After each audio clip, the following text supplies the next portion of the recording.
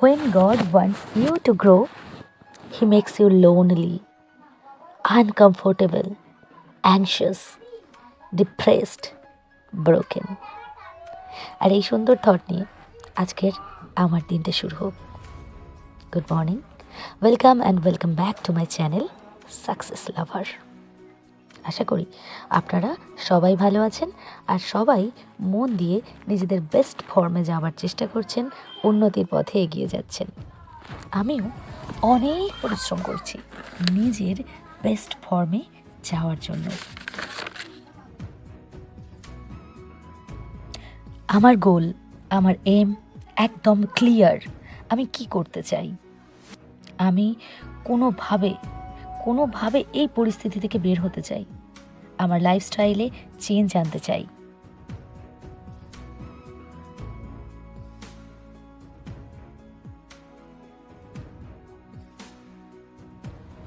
আমার সন্তানদের একটা বেটার ফিউচার দেওয়ার জন্য সমস্ত অবস্ট্যাকেল এড়িয়ে আমাকে পড়াশোনা করতেই হবে, নিজের স্বাস্থ্যের প্রতি খেয়াল রাখতে হবে।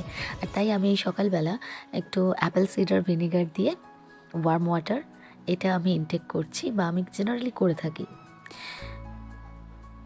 নিজের শরীর যদি সুস্থ না থাকে, মন যদি সুস্থ না থাকে, তাহলে কোনো কিছুই ঠিক থাকবে না। তাই নিজের প্রতি ধ্যান দেওয়াটাও ভীষণ গুরুত্বপূর্ণ।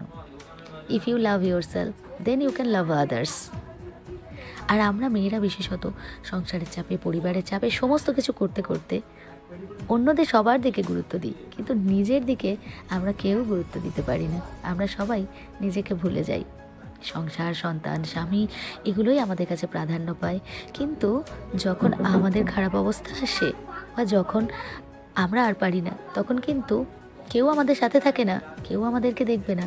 তাই সময় থাকতে থাকতে নিজেকে যত্ন করাটাও ভীষণ ইম্পর্টেন্ট। শুধু নিজেকে যত্ন করলে হবে না, নিজের এম, নিজের ড্রিম, নিজের সাকসেসের জন্য নিজেকেই লড়তে হবে। যুদ্ধটা যতই কঠিন হোক আমাকে জিততে হবে। যাদের এখনও বিয়ে হয়নি তাদের কিন্তু এখনও অনেক সময় আছে। আর আমাদের যাদের সংসার আছে, সন্তান আছে, তাদেরও কতটা সময় কম আছে সেদিকে না দেখে আমরা কতটা সময় পাচ্ছি সেদিকে আমাদের ফোকাস করা দরকার। সবার জীবনে নেগেটিভ পিপল থাকবে, আমারও আছে।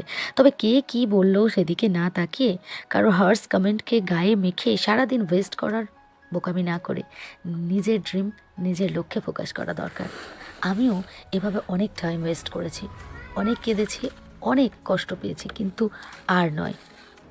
মানুষগুলোকে না তুমি কখনোই বদলাতে পারবে না, কিন্তু তুমি নিজেকে বদলাতে পারো, নিজের পরিস্থিতি বদলাতে পারো। আর পরিস্থিতি বদলালে মানুষগুলোর মনোভাব তোমার প্রতি অটোমেটিক্যালি বদলে যাবে।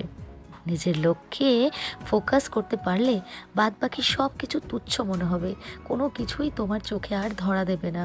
শুধু তোমার নিজের গ্রোথ, তোমার ড্রিম, তোমার পরিশ্রম এগুলোই তোমার চোখের সামনে আসবে। আর এই দেখো না, আমার দুটো ছেলে, উফ কি অত্যাচারী।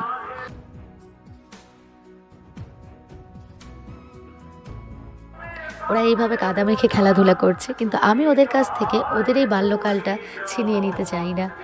ওদেরও পড়াশোনা, স্কুল, অনেক স্ট্রেসড থাকে, একটু কাদা মাখুক। আমার অনেকটা সময় অপচয় হলো ওদের এই জামা কাপড়গুলো কাচতে বা ওদের ধোয়াতে, কিন্তু কিছু করার নেই। হোক, ওরাও ওদের এই সময়টাকে এনজয় করুক। আর আপনারাও যারা কিছু করতে চাইছেন তারা কিন্তু এই সমস্ত কিছু ফেলে এগিয়ে যেতে পারবেন না।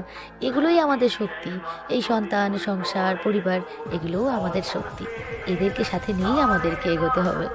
সবাই ভালো থাকবেন আর সবাই আমার জন্য একটু প্রার্থনা করবেন, যেন আমি আমার স্বপ্ন, আমার লক্ষ্যগুলোকে ছুঁতে পারি। আমার জীবনকে সেই বেটার ভার্সনটাকে আমাকে প্রেজেন্ট করতে পারি, আমাকে উপহার দিতে পারি, যে ভার্সনটা আমি স্বপ্ন দেখছি।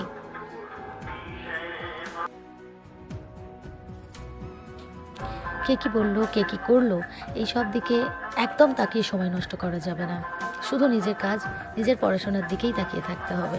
সময় থাকতে থাকতে নিজেকে বদলাতে হবে।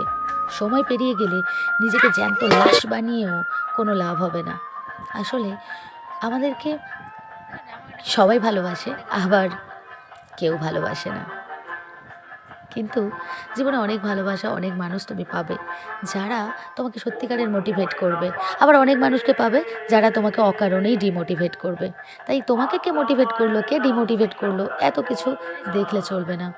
নিজেকে আড়ালে আবডালে রাখতে হবে, নিজেকে সুরক্ষিত রাখতে হবে, নিজের এনার্জিকে বাঁচিয়ে রাখতে হবে। আর সেই এনার্জিকে শুধু কাজে লাগাতে হবে নিজের পড়াশোনার জন্য। তবে হ্যাঁ, নিজের পরিবার, নিজের সন্তান, নিজের স্বামী, নিজের একদম আপন যারা, তারা ব্যতীত পৃথিবীর অন্য কেউ কিন্তু তোমার কখনোই আপন হবে না। তাই তাদেরকে সবসময় ভরসা করা, বিশ্বাস করা দরকার এবং তাদের সাথে সবসময় ভালো ব্যবহার করাও দরকার। তাতে তারা কি করলো সেটা দেখার দরকার নেই। সময় বলে দেবে যে মানুষ কে তোমাকে কি দেবে, কে তোমার কাছ থেকে কি কেড়ে